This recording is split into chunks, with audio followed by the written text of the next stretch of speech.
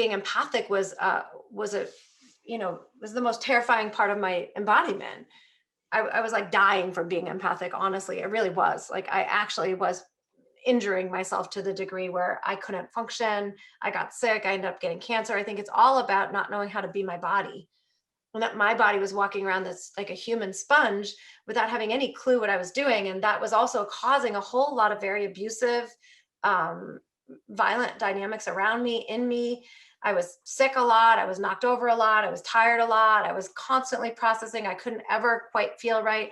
And then I was kind of scared of people, and I'm very social. So that's a really weird part of, like, I was so confused. And so for part of me, I kept thinking that I just didn't want to be empathic, and I was trying to shut it all off and pretend I didn't have that. And then, that was just a curse that I did to myself, because after my life and death experiences, at some point I was like, okay, wait a minute. This is the body I was given. I woke up on earth with this body, and it is what it does. There's got to be a way to do this that isn't gonna like kill me. Like it can't be that everybody that's like me, everybody that's empathic is just gonna die at 25 or 30 because we can't function. Like there's got to be some reason, that I'm like this. And so that began the journey of trying to understand why I do this and how to do it and can I do it differently, and if I'm going to be empathic, what the heck, what am I supposed to do about that? Like they're really, it can't just be limited to be empathic and then you're sick, right? I mean, that's like a horrible story. So it wasn't. Some of us that are more sensitive, but that really all of us are empathic too. Like you might see somebody who processes energy differently, or they might not be like bowled over, or they might not be quite as spongy, but that we really are all born empathic, and there's even been studies done that show this, and these mirror neurons and all the different ways in which we are really picking up on other people's energy. I mean, we're formed and fused in with another body. I mean, how can we not, be? And then when we're born out into the world, then we're constantly assessing, even as a very tiny little baby, we're constantly in relationship to other. So some of us might be more empathic in that we feel it so profoundly, like, and feel like, oh my gosh, I'm such a sponge, and I can feel everyone's energy. And yet there are, we all have a certain level of being empathic. And our empathic abilities come from our nervous systems. And so again, as soon as we're born and begin to form a nervous system, the gift of that nervous system is that it regulates with others. It's this ability to actually feel where we are in time and space with someone else. Like the nervous system's incredible ability to regulate and organize so that we can pack up and support each other. It's meant to be looking for those resonance. It's meant to be like cultured for resonance. That resonance has gotten, especially in the United States, where we've taken so many different families and cultures and people, and we've isolated 2 people in a house over here and 18 different neighbors we don't know, and some people that we like and some people that we don't, and believe what we believe and don't believe what we believe, is that we've kind of scrambled our empathic abilities. Because if you're cultured inside the same religions and in the same communities and in the same belief systems, and you're cultured with groups of people and a lot of people inside your community, inside your own, synagogues, you actually learn to regulate in that patterning together, which is actually safer than when you're a little individual person trying to figure out who to regulate to. Right. So we get really confused. So what it means is that we're stuck with either like it's just the way our parents did it and then we adapt to that, or then we find the next person and adapt to them, but we go to work and have to adapt to someone else, and we're not all in the same belief systems. So for me, one of the cornerstones in the work is really like, wow, it takes a lot of work to find inside my amygdala, inside my nervous system, a frequency to regulate to that can allow me to be safe and harmonized with anything. And being in harmony with my environment doesn't mean I'm like it or not like it. It just means that I know my place in relationship to what's going on. So in an empathic gift, in a strength of the gift of the empathic abilities, we can culture our ability to refine, like almost, I almost feel like what I'm asking people to do is like refine to that essence. And that's where that fits into it. Refine to that essence, that divine source of ourselves, so that we can actually handle being in so many different varied relationships and people, places, things, circumstances that we can't always interpret, and that we aren't going to find a pack in. It's just not going to happen that easily.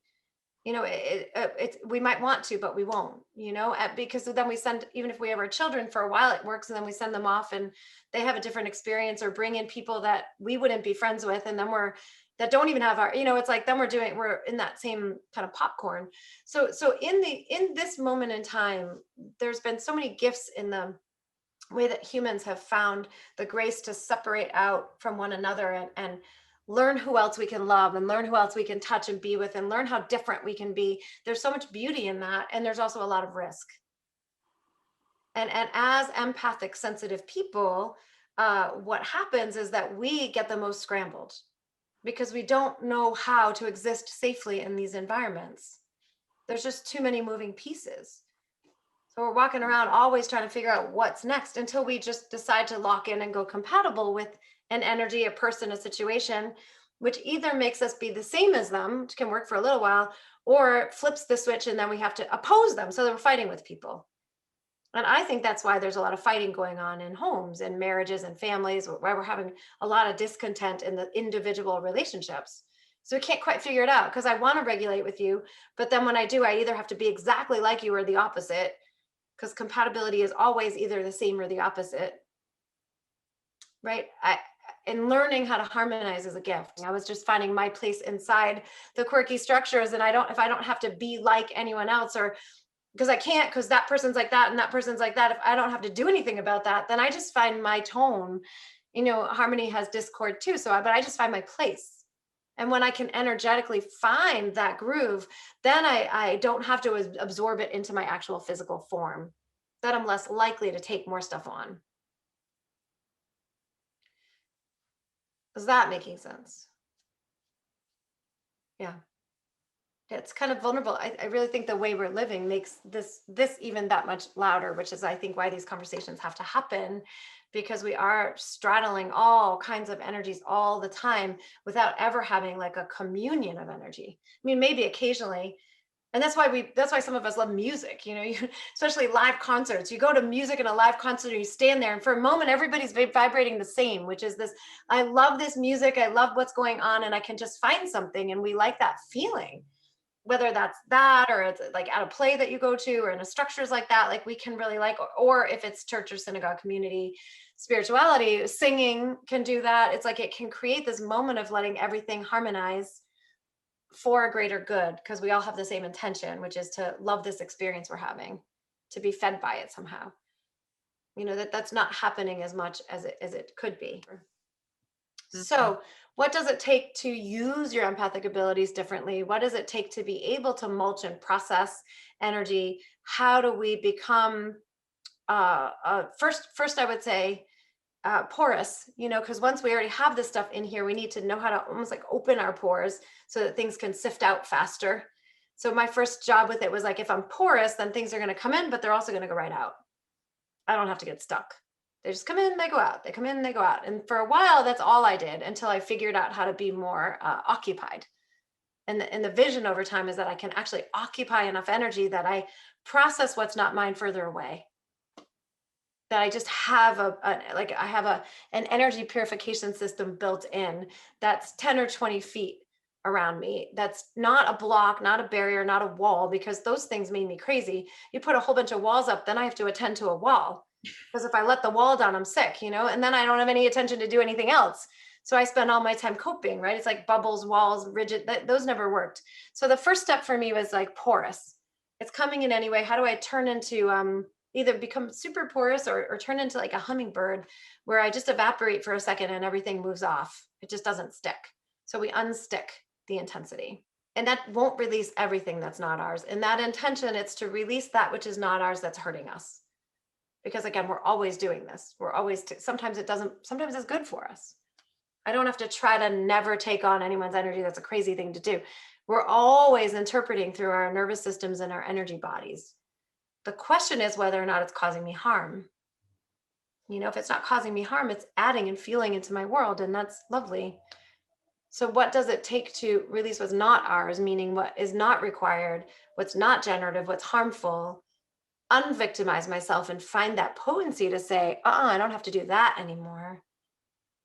And to gift all that energy, we gift it to that orb of consciousness, the light of consciousness. We might be changing that to the vibrational source of consciousness, the language a little bit, but to that source of consciousness, so that that then filters it somewhere else. Like, I don't have to figure out who I got it from. Because the first thing I did when I learned things that were not mine is I spent hours and days and weeks trying to figure out whose it was, and then figuring out if I should give it back.